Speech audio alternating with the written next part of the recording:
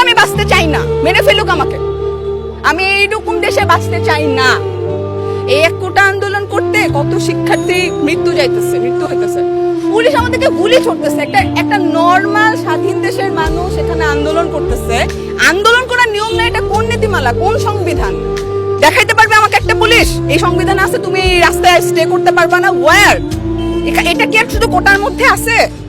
ডিউতে ঢুকে আমার ভাইদেরকে মারতেছে, কেন মারতেছে? তার অধিকার কি?